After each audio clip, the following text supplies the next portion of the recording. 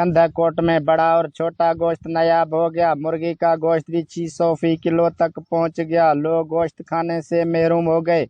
गोश्त के रेट आसमान से बातें करने लगे। लोग 2 वक्त तो क्या 1 वक्त का सालन भी नहीं पका सकते। मजीद जानते हैं। गरीब गुरबो गोश्त तो कोन खाई सघे पियो। मुर्गी थोड़ो घणो सस्तो हुयो तो उन ते बाहि ॿारे ॾिनो अथनि 500 550 600 ताईं किलो हले थो।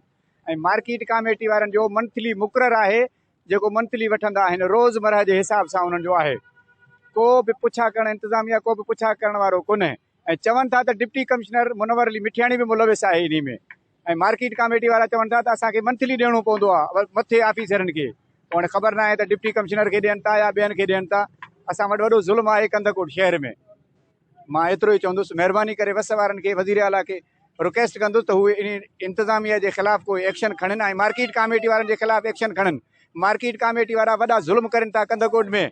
हाई फाई जेको आहे रेट करे ऐं जेको आहे त उन्हनि खां मंथली वठनि था पिया। वॾो ज़ुल्म हले थो। सब्ज़ी उरूज ते आहे, हर शइ उरूज ते आहे। इनका कहना था कि मार्केट कमेटी और मुर्गी फरोशों की मिली भगत से मुर्गी का गोश्त 600 फी किलो तक पहुंच गया। इन मुर्गी फरोशों से कोई पूछने वाला नहीं। रेट लिस्ट भी नजर नहीं आए। इन राशि मार्केट कमेटी के अफसरान के खिलाफ नोटिस लेकर आम लोगों को मुर्गी सस्ते रेट पर फराहम किया जाए। मोहम्मद उस्मान टावरी के साथ इस्लामदीन बंगवार, वही न्यूज़ कंधाकोट।